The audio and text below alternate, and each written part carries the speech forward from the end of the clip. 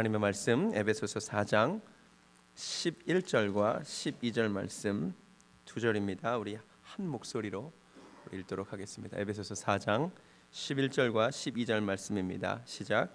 그가 어떤 사람은 사도로, 어떤 사람은 선지자로, 어떤 사람은 복음 전하는 자로, 어떤 사람은 목사와 교사로 삼으셨으니 이는 성도를 온전하게 하여 봉사의 일을 하게 하며 그리스도의 몸을 세우려 하심이라. 아멘.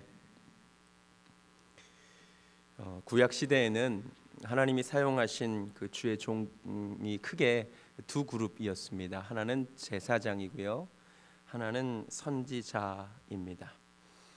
굳이 구별하면 제사장은 그 일상적인 사역을 하나님 앞에 감당했고, 선지자는 아주 특별한 경우에 하나님이 부르셔서 그런 예언자적 사명을 감당했습니다. 이렇게도 표현할 수 있습니다. 제사장은 제도권에 있는 목회자고, 그 제도권에 있는 목회자들이 그 사명을 제대로 감당하지 못할 때 하나님이 제도권 바깥에 있는 사람을 감동시키셔서 하나님의 말씀을 선포하게 하신 그룹이 그 선지자 그룹이었습니다. 제사장에게서 제일 중요한 것은 하나님의 율법을 잘 아는 것이었고요, 선지자에게 제일 중요한 것은 하나님의 말씀을 받아서 잘 전하는 것이었습니다. 그래서 예레미야 18장 18절에 이렇게 되어 있습니다. 제사장에게서 율법이, 지혜로운 자에게서 책략이, 선지자에게서 말씀이 끊어지지 아니할 것이다, 이렇게 되어 있습니다. 그런데 신약 시대가 되면 하나님이 쓰시는 그 직분에 약간의 변동이 일어납니다. 신약 시대에 가면 더 이상 제사장이 필요가 없어집니다. 신약 시대에 가면 제사장이 사라집니다. 왜 그런지 아십니까? 예수님께서 우리의 대제사장이 되시기 때문입니다. 그래서 신약 시대가 가면 더 이상 제사장이라는 직분은 필요 없게 됩니다. 믿으십니까? 우리 예수님이 우리의 유일한 대제사장 되십니다. 그리고 우리는 우리의 제사장일 뿐만 아니라 하나님 앞에 또 화목 제물이시고 하나님께로 나가는 유일한 길이요 진리요 생명 되신 이 예수 그리스도를 전하는 직분이 있습니다. 그래서 신약 시대에 이 직분이 어떤 것들이 있었냐면, 오늘 보시는 대로 그가 어떤 사람은 사도로, 어떤 사람은 선지자로, 어떤 사람은 복음 전하는 자로, 어떤 사람은 목사와 교사로 이렇게 삼았습니다. 그래서 신약 시대의 이 다섯 가지 직분은 구약 시대와 조금 다르게 됩니다. 목적은 그런데 동일합니다. 목적은 뭐냐면 12절에 이는 성도를 온전하게 하여 봉사의 일을 하게 하며 그리스도의 몸을 세우려 하심이라.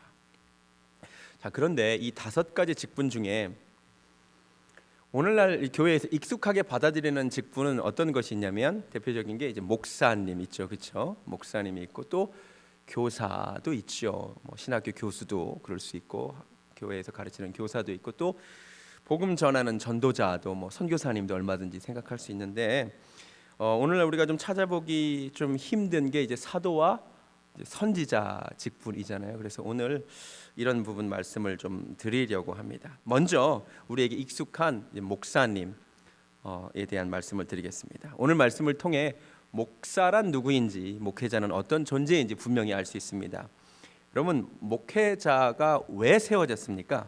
목회자가 누구 때문에 세워졌습니까? 오늘 본문을 보니까 12절, 누구 때문에 세워졌어요? 성도님 때문에 목회자가 세워졌습니다. 정말 그렇더라고요. 하나님은 성도님들을 보시고 영혼들을 보시고 그 영혼들을 케어할 목회자를 부르시더라고요.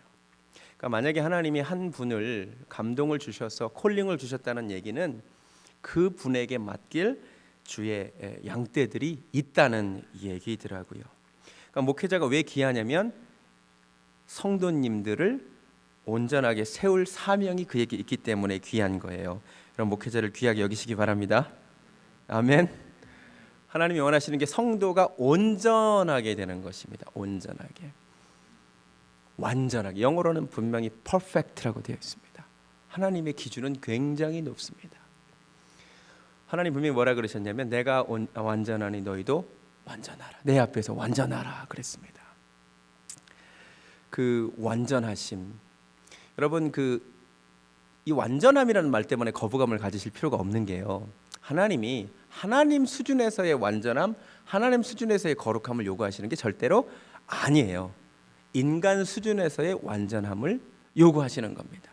제가 즐겨 쓰는 비유가 바로 이것입니다. 여러 번 들으셨을 겁니다. 제가 예를 들어 신학교에 가서 헬라어를 공부를 합니다. 헬라어를 공부해서 중간고사 시험 봤는데 공부를 열심히 해서 100점 맞았어요. 그러면 그게 영어로 뭐죠?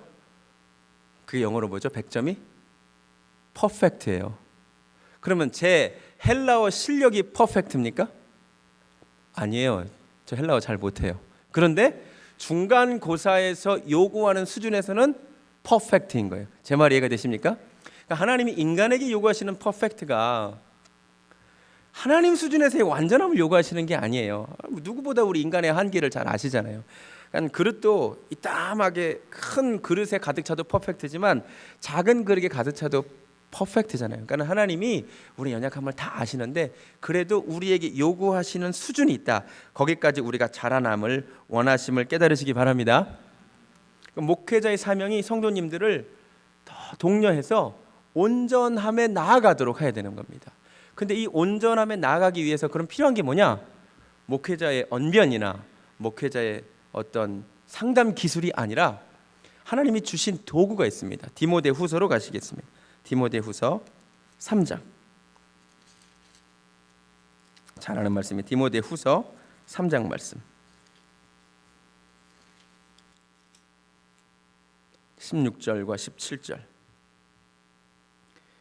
모든 성경은 하나님의 감동으로 된 것으로 교훈과 책망과 바르게 함과 의로 교육하기에 유익하니 이는 하나님의 사람으로 온전하게 하며 모든 선한 일을 행할 능력을 갖추게 하려 함이라. 아멘.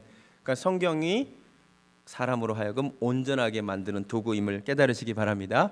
그러니까 목회자에게 맡겨주신 가장 기본적인 책무가 뭐겠어요? 하나님의 말씀을 잘 전달해서 이 말씀으로 성도님들을 온전하게 세울 책무가 있다는 것을 깨달으시기 바랍니다. 우리 교회는 정말 그런 분위기가 아니라 너무 감사한데 어떤 이민교회는 사실 많은 이민교회가 목사님 하면 제일 먼저 떠오르는 게 공항 라이드 해주시는 분이래요. 목사님 하면 제일 먼저 떠오르는 이미지가 이삿짐 날라주시는 분, 우리 애기 픽업할 사람 없으면 대신 픽업해 주시는 분, 그런 일들이 귀하지 않다는 것이 아닙니다만 목회자에게 기본적으로 기대해야 될 것은 하나님의 말씀으로 온전하게 나를 세워주는 것, 이것을 기대하시기를 주님의 이름으로 부탁드립니다. 왜 그러냐면요, 이 성경이 모든 사람에게 주어는 졌지만 여러분 솔직히 성경을 읽어보시면 아시는데 성경이 쉽습니까? 어렵습니까? 솔직히 말하자고요. 쉬우세요? 성경이 어려워요. 사도행전 8장으로 가시겠습니다. 사도행전 8장. 사도행전 8장. 사도행전 8장을 보면 에티오피아 내시가 성경을 읽고 있습니다. 성경을 읽고 있는 에티오피아 내시에게 성령님이 빌립 집사님을 감동시켜서 보내십니다. 근데 이렇게 기록되어 있습니다. 사도행전 8장 30절. 빌립이 달려가서 선지자 이사야의 글 읽는 것을 듣고 말하되 읽는 것을 깨닫느냐. 그때 이렇게 대답합니다. 대답하되 지도해 주는 사람이 없으니 어찌 깨달을 수 있느냐. 여러분 성경은 지도해 주는 사람이 있어야 깨달을 수 있는 책인 게 맞는 것 같습니다. 여러분 성경 읽을 때 아무리 읽어도 무슨 말인지 잘 모르겠다. 괜찮습니다. 원래 그렇습니다. 잘 이해가 안 돼요. 그래서 말씀을 깨우쳐줄, 말씀을 풀어줄 주의 종을 그래서 하나님이 세워주신 거예요. 이해가 되십니까? 그는 주의 종을 통해서 하나님의 말씀을 풀어주시는 거예요. 혼자서 억지로 해석하다가 잘못된 사람도 많아요. 이단된 사람도 사실 많습니다. 그래서 그 일을 위해서 목회자가 말씀을 묵상하고 연구하고 배워서 전달해 주는 거예요. 그러니까 목회자의 일이 그래서 뭐냐면 말씀과 기도예요. 그러니까 어떤 분들은 이 목회자 이 일을 이해를 못하면 우리 목사님은 일 안 하는 것 같아. 새벽에만 그냥 잠깐 나오는 것 같고 금요일 저녁에 한 번 일하고 주일날 한 번 일하는 것 같은데 그게 아니고요. 주중에 말씀을 묵상하고 말씀을 연구하고 말씀을 전하는 것, 이 모든 과정이 목회자가 할 일임을 깨달으시기 바랍니다. 그 일을 위해서 기도해 주시기 바랍니다. 이 일에 전념하라고 직분자들을 세우는 것입니다. 그럼 이제 목회자의 책임이 있어요. 목회자는 절대로 이 강단에 자기의 생각과 자기의 어떤 가치관을 성경을 이용해서 전달하면 그건 하나님 앞에 큰 죄입니다. 목회자는 어디까지나 성경이 기본적인 텍스트가 돼서 성경에 종속되어 성경이 말하는 바를 전달해줄 책임이 있습니다. 제가 그래서 이 시행착오를 최소화하기 위해서 강해 설교를 하는 거예요. 다른 이유가 아니라 강해 설교를 하면서 저도 예를 들어 주일날은 요한복음 설교하고 지금 주중하고 금요일날은 에베소서를 설교하는데 앞으로 무슨 말씀을 설교하게 될지 저도 모릅니다. 기록된 그대로 전하는 겁니다. 오늘은 목사와 전도자와 복음 전하는 자, 사도와 이런 얘기 나오니까 오늘 이 말씀을 전하는 겁니다. 그런데 제가 강해 설교를 하면서 느끼는 놀라운 경험이 있는데 그게 뭐냐면 우리의 처한 상황과 전혀 상관없이 그냥 성경에 기록된 순서대로 설교를 함에도 불구하고 설교를 하다 보니까 실제로 우리 생활에 필요한 내용들이 다 나오는 거 있죠. 여러분 그렇지 않습니까? 제가 오늘만 해도 며칠 전에 제가 우리 성도님 한 분 댁에 가서 신방하다가 신사도 운동에 대한 이야기를 잠깐 했어요. 근데 오늘 봐요. 사도에 대한 이야기가 나오잖아요. 제가 그래서 좀 이따가 신사도 운동에 대해서 말씀을 드릴 거거든요.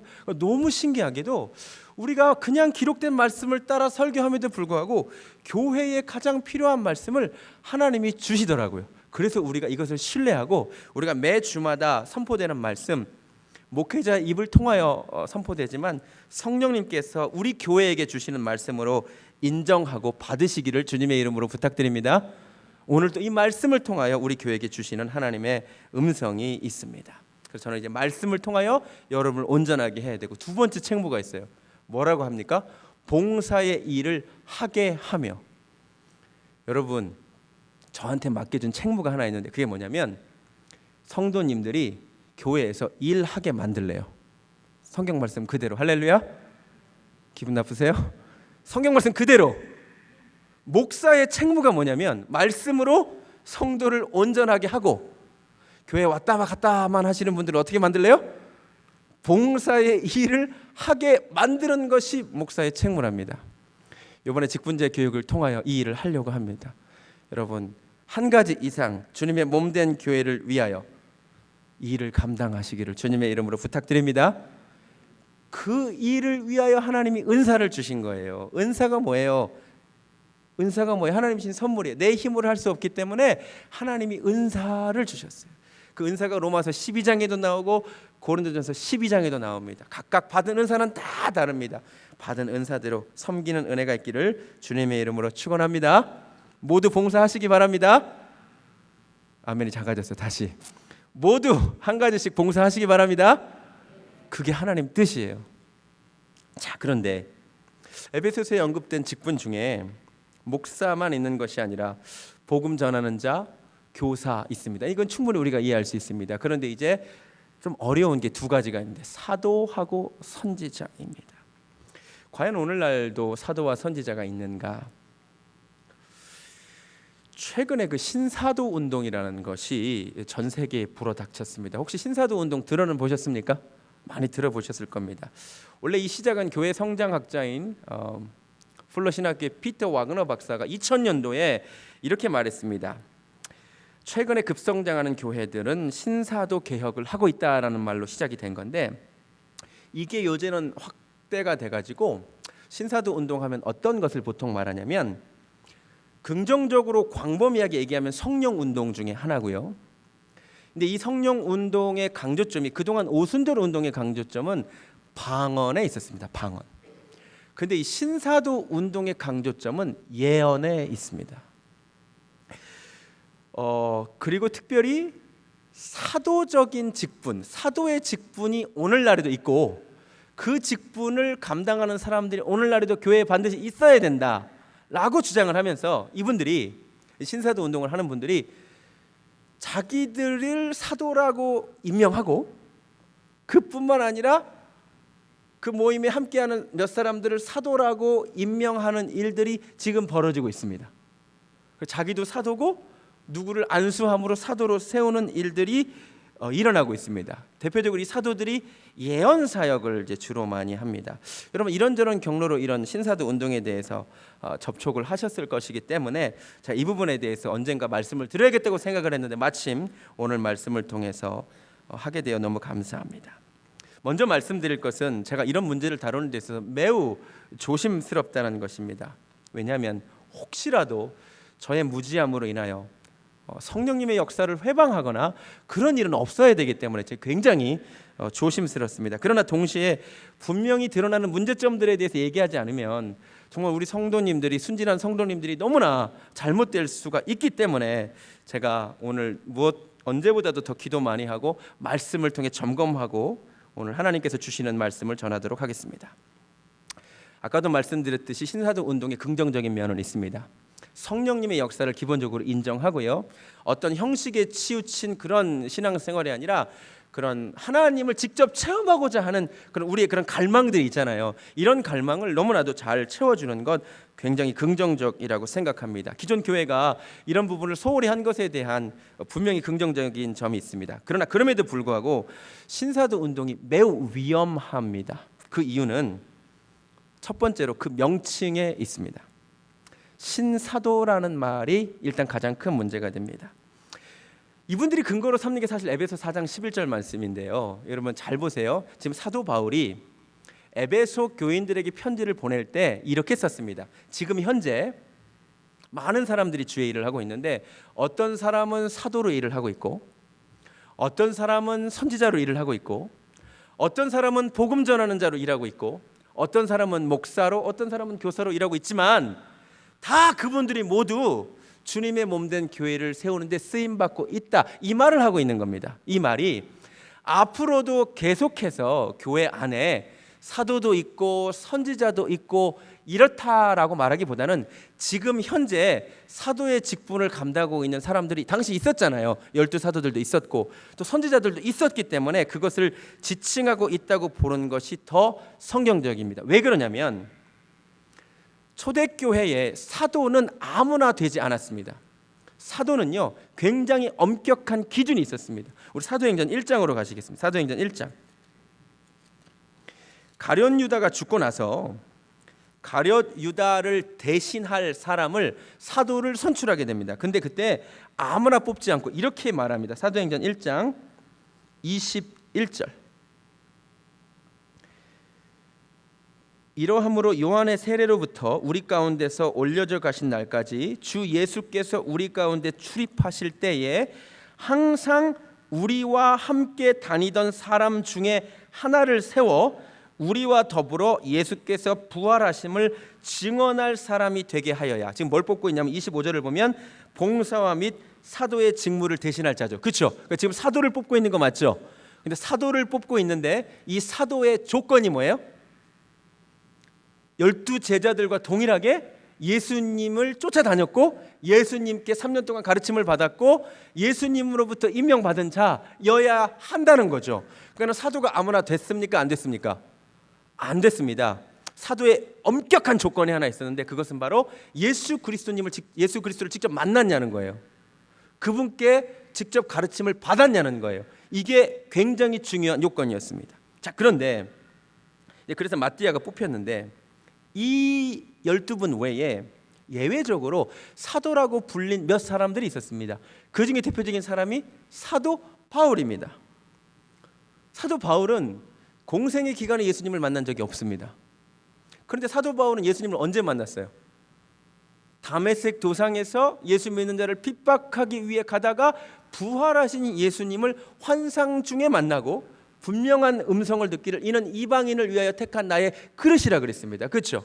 그래서 사도 바울은 사도가 되었습니다. 자, 그런데 초대교회 당시에 사도 바울이 진짜 사도가 맞느냐에 대한 논란이 있었습니다. 왜요? 다른 사도들은 공통점이 뭐예요? 예수님을 직접 만났고 예수님께 직접 가르침을 받았는데 사도 바울은 그런 적이 있어요, 없어요? 그러니까 사도 바울을 놓고도 이 사람이 진짜 사도가 맞느냐 아니냐에 대한 엄청난 논쟁이 있었습니다. 그래서 사도 바울이 성경 곳곳에서 내가 사도 맞다고 변호합니다. 보실래요? 고린도전서.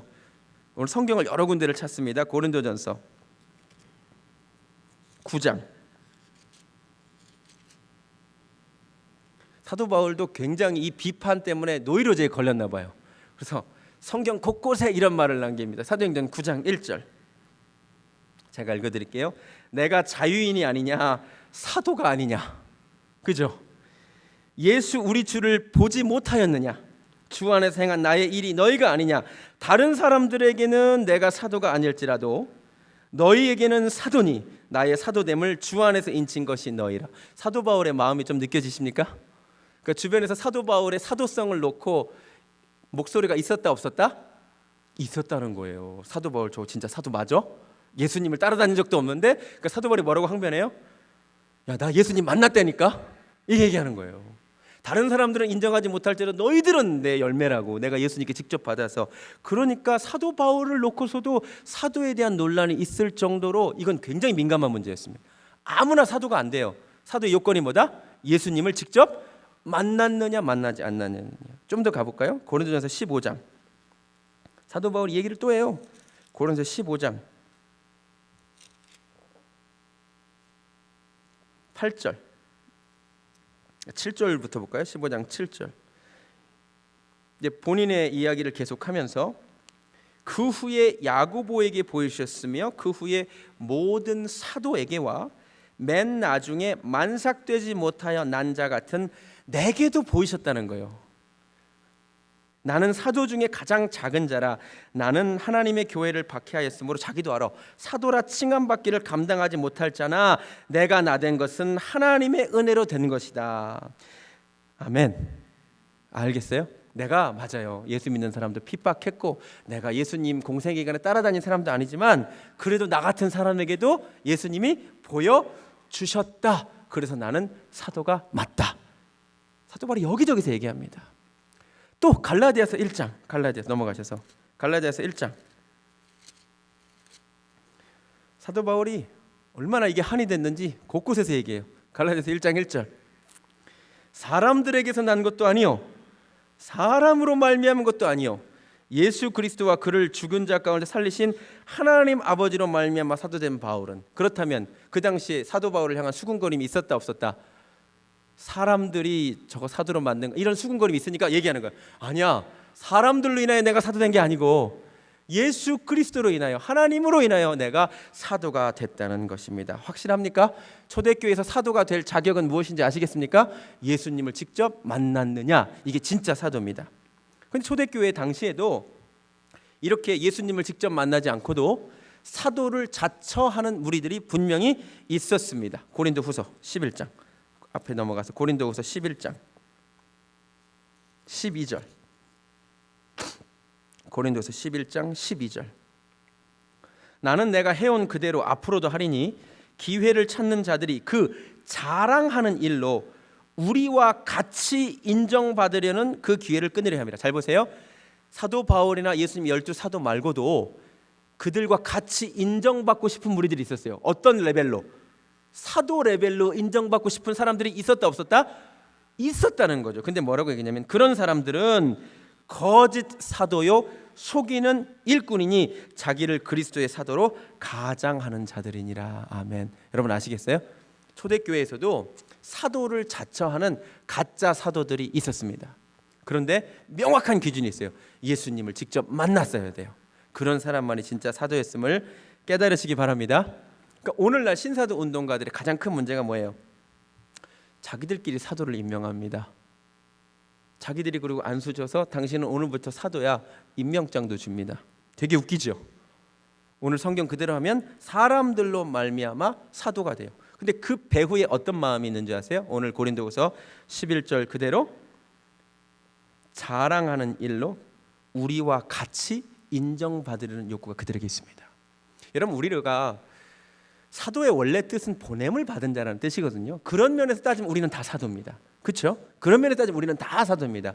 그런데 또 우리는 모두 예수님의 제자입니다. 근데 이것에 만족하지 않고 내가 사도라는 거야. 예수님의 그 12사도와 마찬가지로 내가 사도라는 거예요. 굳이 그렇게 지칭하는 배후에 어떤 마음이 있어요? 내가 예수님의 12사도와 마찬가지의 권능을 행하고 내가 그 반열에 오르고 싶은 교만함이 그 배후에 있다는 것이 가장 큰 문제입니다. 깨달아지십니까? 깨달아지십니까? 여러분 사도는 예수님께 직접 사명을 받거나 예수님을 직접 만난 사람이 아니고는 사도가 없습니다. 그래서 신사도 운동이 기본적으로 잘못된 것입니다. 또 하나의 문제가 있습니다. 신사도 운동가들이 성령님의 임재하심과 성령님의 역사하심을 강조하는 것은 매우 사실 좋습니다. 그런데요, 그 임재하심과 그 역사하심을 자꾸만 어떤 외적인 현상으로만 만들려고 합니다. 여러분, 성령님의 역사하심은 다양합니다. 성령님의 가장 중요한 역사는 누구든지 성령으로 말미암지 않고는 예수를 주로 고백할 수 없습니다. 믿으십니까? 성령님이 하시는 가장 중요한 역할은 뭐냐면 우리로 하여금 예수님을 구주로 고백하게 하시는 역할입니다. 이보다 더 중요한 성령님의 역할이 없습니다. 말씀을 듣는 가운데 말씀으로 내 죄악이 깨달아지고 예수님이 구주로 인정되는 게 성령님의 가장 중요한 역할입니다. 그런데 이런 역할은 무시합니다. 그게 중요한 게 아닙니다. 외적인 현상들, 쓰러짐, 신사도 운동가들의 어떤 집회에서 가장 많이 나타내고 강조되는 것이 어떤 신비한 현상인데요, 그 중에 대표적인 현상이 사람을 쓰러뜨리는 겁니다. 그런 거 아시죠? 줄 서서 다 이렇게 쓰러뜨림 받는 거. 저도 그런 집회에 참여해 본 적이 있습니다. 제가 조심스럽게 먼저 말씀드립니다. 저는 기본적으로 성령님이 강하게 역사하실 때 우리 인간의 이성으로 다 이해할 수 없는 일이 당연히 일어남을 인정합니다. 성령님이 강하게 역사하실 때 우리가 쓰러질 수 있음을 당연히 인정해야 한다고 저는 생각합니다. 성경에 분명히 성령께서 권능으로 임하실 때 쓰러졌다는 기록들이 여기저기 있습니다. 대표적으로 사울도 하나님의 영에 강하게 임재됐을 때 누워서 예언했다라고 되어 있습니다. 그렇죠? 다니엘서를 봐도 다니엘이 하나님의 강하게 임재를 받을 때 쓰러져서 죽은 자 같이 되었다는 얘기도 나오고요. 또 사울도 다메섹으로 가는 도중에 땅에 쓰러졌어요. 영어로 fell down이라고 분명히 나옵니다. 저는 그래서 분명히 하나님이 역사하시는 가운데 쓰러지는 역사가 일어날 수 있다라고 생각합니다. 실제로 교회사 가운데 제가 주로 부흥운동을 많이 연구했잖아요. 감리교 창설자인 요한 웨슬레 집회에 쓰러지는 역사가 굉장히 많이 일어났다라고 합니다. 제가 몇 개만 읽어드릴게요. 1739년 1월 1일 본인의 기록입니다. 60명의 형제들과 함께 기도하고 있을 때 하나님의 능력이 우리들에게 강하게 임해서 많은 사람들이 너무나 기뻐서 울음을 터뜨렸고 많은 사람이 바닥에 넘어졌다. 우리들이 하나님의 위대한 임재로 인한 그러한 외경과 놀라움에서 잠시 깨어나자마자 우리는 한 목소리로 오 하나님, 우리는 당신을 찬양합니다. 우리는 당신이 우리의 주님이심을 인정합니다. 웨슬리도 이렇게 기록하는 거예요. 또 1739년 1월 20일자 집회에서도 마이너리에 설교할 때 깜짝 놀랄 일이 생겼다. 잘 차려입은 중년 부인이 갑자기 죽을 듯한 괴로움으로 쓰러져서 울부짖기 시작했다. 이런 일들이 웨슬리의 사역 가운데 실제로 일어났습니다. 웨슬리의 친구이자 함께 부흥운동에 참여했던 조지 휘필드 목사님이 처음에 이걸 보고 매우 비판합니다. 웨슬리한테 편지를 씁니다. 본인은 귀하의 집회에 모인 사람들에게 이러한 경련 현상들을 장려하는 것은 옳지 않습니다라는 편지를 보냅니다. 그런데 이 편지를 보낸 다음 날 휘필드 자신이 설교할 때 사람들이 쓰러지기 시작합니다. 이렇게 기록됩니다. 그의 휘필드 가까이 있던 4명의 사람들이 거의 동시에 주저앉고 말았다. 한 사람은 의식이나 동작이 없이 누워 있었다. 두 번째 사람은 심하게 몸을 떨고 있었다. 세 번째 사람은 온몸에 경련 현상을 일으키고 있었고 네 번째 사람도 마찬가지로 큰 소리로 외치고 눈물을 흘리면서 하나님의 이름을 불렀다. 실제로 부흥운동 가운데 하나님이 역사하시는 가운데 인간의 이성으로 이해할 수 없는 그런 일들이 분명히 일어났다 합니다. 조나단 에드워즈 목사님도 마찬가지입니다. 그 목사님은요, 이렇게 성도님들을 쳐다보고 설교한 것도 아니고 한 손으로는 촛불을 들고 한 손으로는 원고를 계속 쳐다보면서 설교를 했음에도 불구하고 그 설교를 들을 때 성도님들이 그 지옥의 무서움에 벌벌벌 떨어서 땅바닥에 엎드렸다라고 기록되어 있습니다. 미국 대부흥 운동뿐만 아니라 우리나라 한국 대부흥의 현장 가운데서도 성령님이 역사하실 때 우리가 그 권능에 쓰러지는 일이 왜 안 일어나겠습니까? 그러나 쓰러뜨리는 것은 잘못됐습니다. 구분이 되십니까? 성령님이 역사하시고 성령님이 임하시는 가운데 얼마든지 쓰러질 수도 있고 우리가 울부짖을 수도 있고 떼굴떼굴 구를 수도 있겠습니다. 그러나 신사도 운동가들처럼 사람을 세워놓고 한 사람씩 불러서 자꾸 밀어서 쓰러뜨리는 것은 큰 문제가 있습니다. 제가요 그런 집회에 참여해봐서 압니다. 얼마 전에도 그 노스캐롤라이나 여동생 집에 방문했는데 마침 그런 집회가 부흥 집회가 미국 사람들이 있다 그래서 제가 또 참여했는데 미국 백인이 강사였고 이제 끝나고 기도하는데 여러 이제 기도 사람들이 나와서 하는데 제가 한 흑인 앞에 섰는데 이 양반이 자꾸 밀어요. 내가 버텼어요. 네, 버텼는데 더 세게 밀어요. 내가 끝까지 버텼어요. 그랬더니 무지하게 세게 밀어서 결국 뒤로 넘어갔어요. 그래서 제가 뒤에 쓰러지자마자 일어나면 그분도 창피하고 서로 이제 민망하니까 누워서 혼자서 기도하다가 일어났어요. 차이를 아시겠습니까? 여러분 안수하는 가운데 당연히 쓰러질 수 있습니다. 여러분 저도요 성도님들을 위해 기도하는 가운데 그런 현상이 일어난 적이 있습니다. 여러분 그 자체가 성경적이지 않은 것이 아니라 자꾸 어떤 현상을 목표로 하고 쓰러질 때까지 미는 거예요. 이거 정말 잘못된 겁니다. 속지 않는 은혜가 있기를 주님의 이름으로 축원합니다. 여러분이 진짜 간구해야 될 건 뭐냐면요, 우리가 예배드리는 가운데 성령님이 그렇게 무겁게 임재하셔서 이 가운데 그런 역사가 일어나기를 사실 기도하셔야 됩니다. 쓰러진다면 이 이유 때문입니다. 히브리어로 하나님의 영광이 카바드인데 그게 무겁다라는 뜻입니다. 정말 하나님의 영이 강하게 우리를 짓눌러 누르실 때 우리 인간이 그 무게를 감당하지 못해서 우리가 괴로우고요, 회개가 나오고요, 쓰러질 수 있고 엎드리게 돼요. 그래서요 정말 하나님 앞에 엎드리게 되는 거예요. 그런 역사가 일어날 수 있습니다. 교회 안에 그런 하나님의 역사가 일어나기를 기도하시기 바랍니다. 어디 집회 쫓아다니지 마세요. 누가 어떤 목사님이 기도하시면서 다 쓰러진다더라, 장풍 쏜다더라, 제발 그런 거 속지 마세요. 깨닫는 은혜가 있기를 주님의 이름으로 축원합니다. 사도는요 초대교회부터 굉장히 기준을 가지고 예수님을 직접 만난 사람들만 사도였어요. 근데 그게 다 사라졌다가 갑자기 내가 사도다 하는 건 성경적이지 않습니다. 선지자 말씀하겠습니다. 시간이 많이 갔기 때문에 짧게 말씀드리겠습니다. 구약에도 분명히 선지자가 있었고요, 신약에도 선지자가 있었습니다. 다 찾아보진 않겠지만 아가보라는 선지자가 있어서 온 천하의 흉년이 날 것을 예언한 바 있고요, 빌립 집사의 내 딸은 처녀로서 예언하는 자라고 분명히 되어 있었습니다. 초대교회에 선지자가 있었고 안디옥 교회에도 사도행전 13장 1절을 보면 안디옥 교회에 선지자들과 교사들이 있으니 곧 바나바도 하나님께 선지자로 쓰임 받았던 것 같습니다. 니게르라는 시므온과 구레네 사람 루기오와 분봉왕 헤롯의 젖동생 마나엔과 및 사울이라. 사도행전 15장 3절도 보면 유다와 실라도 선지자라, 여러 말로 형제를 권면하여 굳게 하고, 분명히 이렇게 되어 있습니다. 그러니까는 초대교회에도 하나님이 예언의 은사를 주실 때 하나님께 쓰임 받은 선지자들이 분명히 존재했었습니다. 오늘날도 마찬가지입니다. 여러분 성령께서 고린도전서 12장부터 14장까지를 따르면 한 성령님께서 교회를 세우기 위하여 여러 가지 모양의 은사를 허락하시는데 그 중에 하나가 예언의 은사입니다. 그래서 예언의 은사는 분명히 존재합니다. 이 은사가 없다고 말하면 그 다음부터 사실 더 비성경적인 것입니다. 예언을 사모하라 그랬습니다. 방언하는 자들 예언을 더 사모하라 그랬습니다.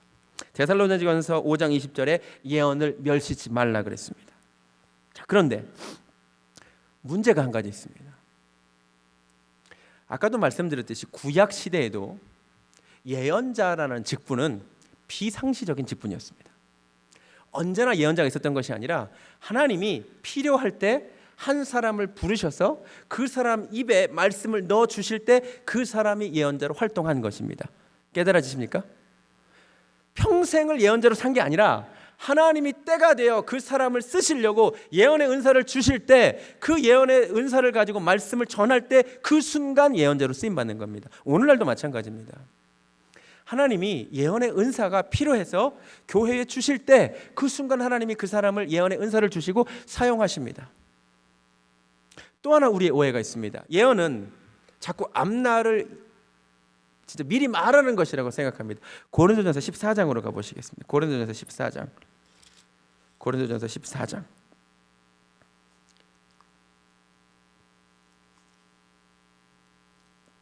고린도전서 14장. 1절부터 볼까요? 사랑을 추구하며 신령한 것을 사모하되 특별히 예언을 하려고 하라 분명히 되어 있죠. 3절. 예언하는 자는 사람에게 말하여 덕을 세우며 권면하며 위로하는 자요. 여러분, 우리는 예언하면 어떻게 생각하냐면 앞날에 무슨 일이 벌어질 것을 미리 아는 것을 얘기합니다. 그런데 성경이 말하는 예언은 그런 차원이 전혀 없는 것은 아니지만, 신약 성경이 말하는 예언의 은사의 가장 중요한 것은 뭐냐면 사람에게 하나님이 주시는 감동을 말함으로써 그 사람을 어떻게 말하는 거예요? 그 사람의 덕을 세워주는 것이 예언입니다. 그 사람을 권면해 주는 것, 인커리지 해주는 것, 그 말씀을 하나님이 주시는 것이 그게 중요한 예언의 은사입니다. 그 사람을 위로하는 것, 하나님이 주시는 감동으로 위로하는 것, 이게 중요한 예언의 은사임을 깨달으시기 바랍니다. 그러니까 이런 거예요. 분명히 하나님의 감동으로 앞길에 어떤 일이 있을 게 필요하면 알려주시기도 하겠지만, 그런 것보다는 저는 이런 경험이 있습니다. 저번 성전에서 제가 금요예배 끝나고, 항상 그런 건 아시지만 어떤 성도님을 위해서 제가 기도하면서 저도 모르는 사이 이런 기도가 나온 적이 있습니다. 하나님께서 이 자매를 사랑하신다는 것을 잊지 않게 해주십시오. 근데 그 순간 그 자매가 눈물을 흘리면서 나중에 뭐라고 얘기하냐면, 자기가 그날 과연 하나님이 나를 사랑하시는지가 너무 의심이 됐대요. 내가 정말 하나님의 사랑을 받는 사람인지가 너무 의심이 됐는데, 하필 제가 그분을 위해 기도하는데 나온 기도가 하나님이 당신을 사랑하신다는, 우리가 너무나 잘 알고 너무나 많이 쓰는 말인데, 그 순간 그에게 그 말씀이 위로하는 말씀으로, 권면하는 말씀으로, 세워주는 말씀으로 들렸다는 거예요. 그 순간 하나님이 예언의 은사를 사용하게 하신 거라는 거예요. 깨달아지십니까? 이런 게 예언이에요. 가장 중요한 예언은 전쟁 나니까 한국 떠나라, 이게 아니라, 이게 아니에요. 물론 그럴 수도 있어요. 그럴 가능성을 전혀 부정하는 것은 아닙니다만, 성경에 따르면 예언 말씀은 반드시 분별하게 되어 있습니다. 좀 더 읽어볼까요? 고린도전서 14장 29절. 예언하는 자는 둘이나 셋이나 말하고 다른 이들은 분별할 것이요. 그럼 분별의 기준이 뭡니까?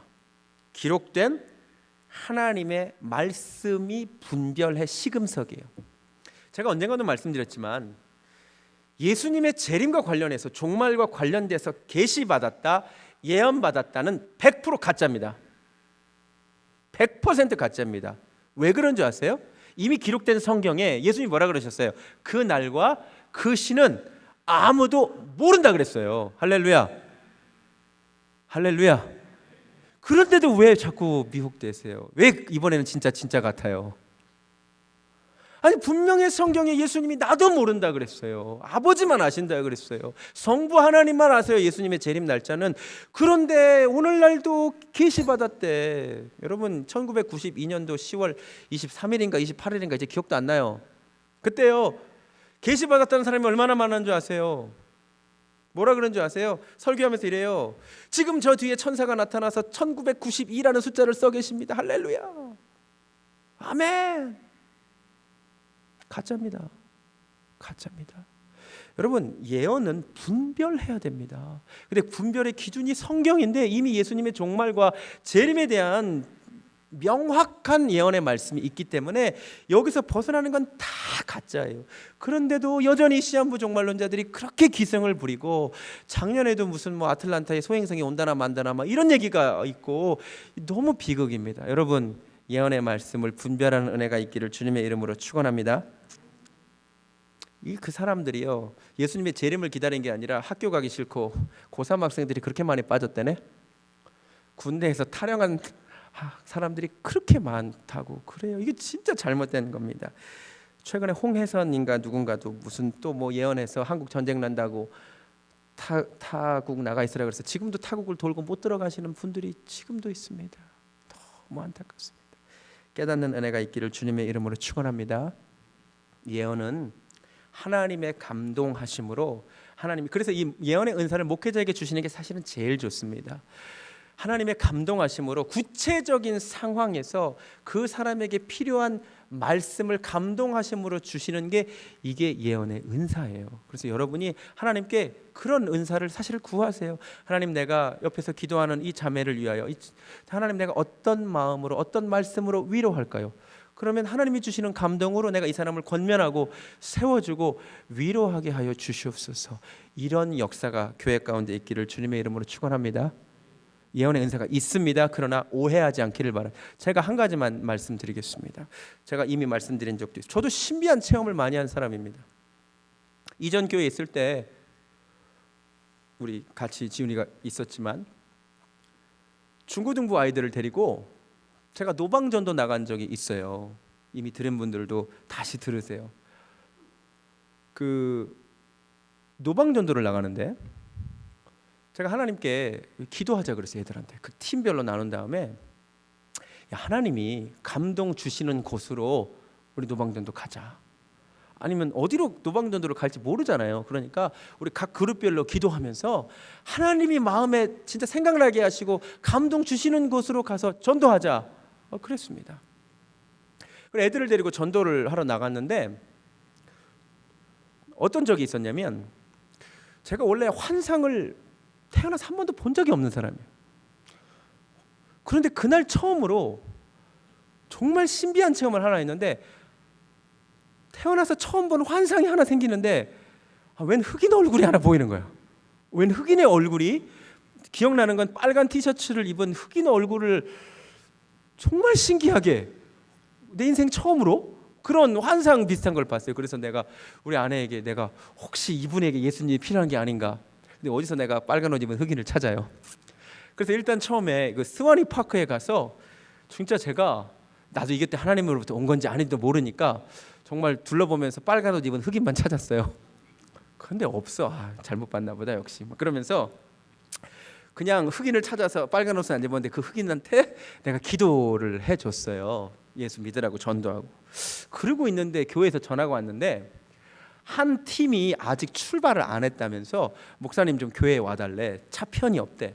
그래서 내가 교회로 돌아가서 제 미니밴에 애들을 7명을 태우고 가면서 무슨 얘기를 했냐면 사실 목사님이 이런 환상을 하나 봤는데 그런 사람을 만날래나 모르겠다. 근데 나도 잘 모르겠다. 막 그런 얘기를 하면서 갔어요.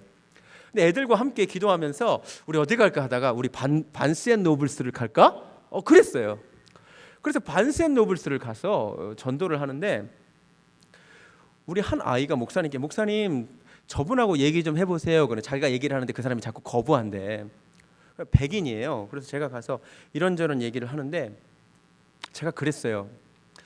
형제님, 근데 보니까는 귀가 안 들려요. 귀가 안 들리고 말만 할 줄 알아. 내 입모양으로 본인이 말을 캐치하는 겁니다. 그래서 제가 형제님을 위하여 제가 기도할 수 있겠습니까? 그래서 제가 그분의 귀를 위하여 기도하고 하나님께 기도하는데 정말 하나님이 감동하심이 있었어요. 하나님이 내 마음을 뜨겁게 하심이 있었고요. 제가 이분을 위해 사실 무슨 기도를 해야 할지 몰랐어요. 귀 고쳐달라는 기도 외에는. 근데 저도 모르게 이런 기도가 나오는데 이 하나님의 종이 하나님께 버림받지 않았음을 알게 하여 주시라는 기도가 제가 영어로 그렇게 기도를 했어요. 너무 신기하게도. 그런데 너무 신기하게 눈을 떴는데 이 양반이 아까까지 그렇게 거부하던 그 영혼이 눈물을 뚝뚝뚝뚝 흘리면서 하는 얘기가 자기가 원래 목사였대요. 자기가 목사였는데 5년 전에 청력을 잃어서 교회에서 쫓겨났대요. 너무 놀랍지 않아요?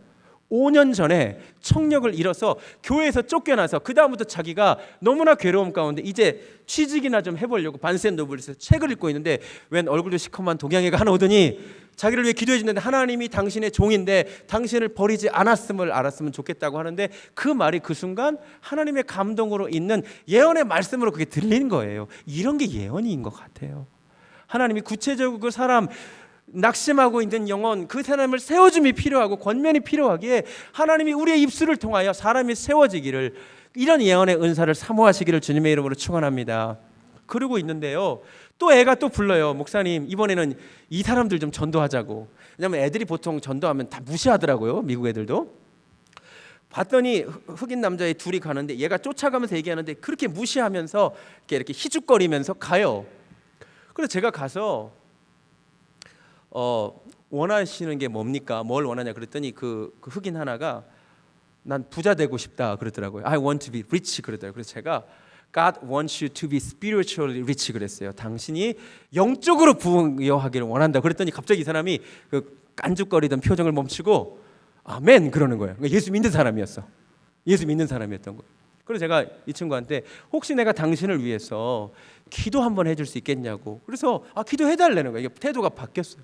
그래서 내가 이 친구를 위해서 기도하는데 이번에는 진짜 어떤 기도가 나오냐면 하나님의 감동하심 가운데 하나님 이 가정을 회복시켜 주시옵소서.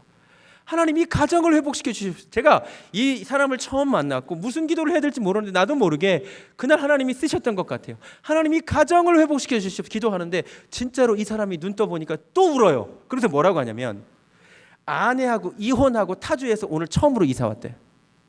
그런데 이혼하고 왔는데 내가 돌아가야 되나 말아야 되나 고민하고 있는 가운데 웬 동양인 하나가 왔는데 그렇게 얘기하는데 이걸 하나님의 음성으로 듣고 자기가 아내한테 전화하겠다는 거예요. 그리고 나서 봤더니 그 형제가 빨간 옷 입고 있는 거 있죠.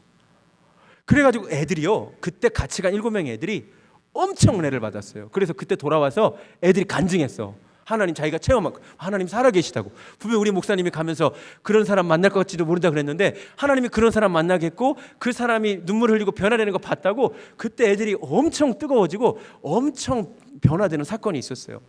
저는 이런 게 예언이라고 생각합니다. 성경이 말하는 예언은 이런 거예요. 낙심하고 있는 영혼, 아파하고 있는 영혼, 괴로워하고 있는 영혼, 지금 이 순간에도 정말 아무도 모르잖아요. 근데 이 순간에 하나님이 여러분 한 사람 한 사람을 만지시고 내적으로 정말로 터치해 주시고 치료하시는 은혜가 있기를 주님의 이름으로 축원합니다.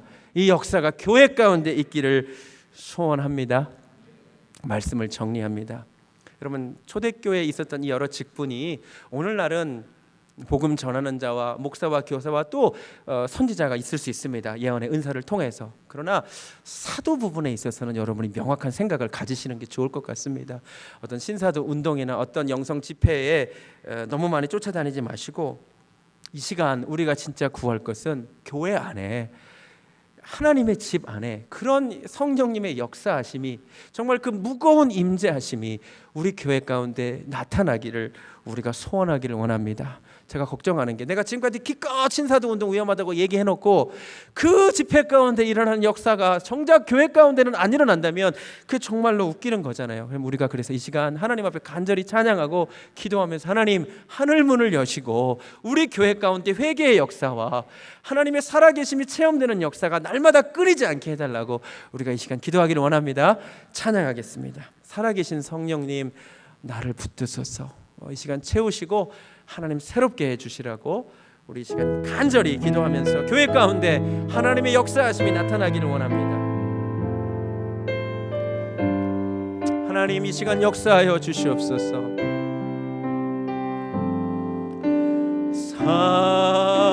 살아계신 성령님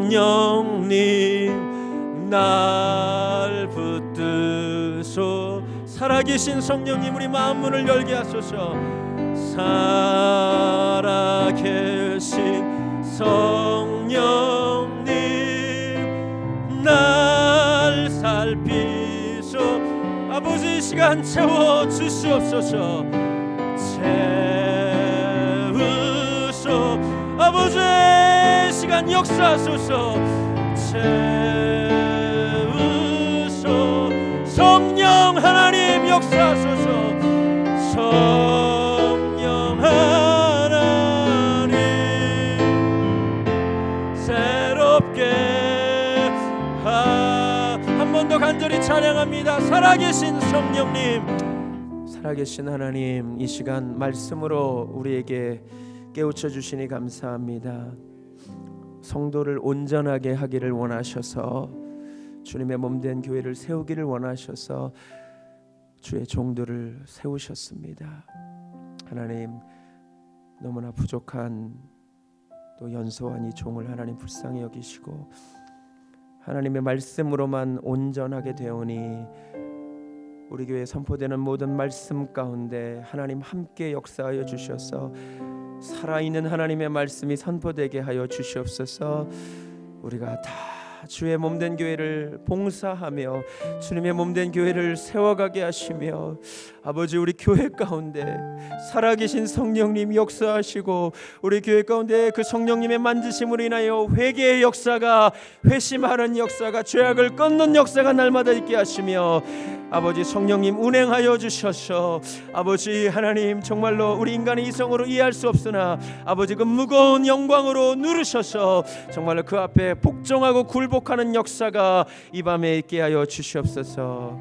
이제는 우리 주 예수 그리스도의 은혜와 하나님 아버지의 극진하신 사랑과 성령님의 역사하심이 하나님의 말씀으로 온전하여지기를 소원하며 주님의 몸된 교회를 위하여 일하기를 다짐하는 사랑하는 베델교회 성도님들 머리 위에 지금부터 영원까지 함께 하시기를 간절히 축원하옵나이다. 아멘. 아버지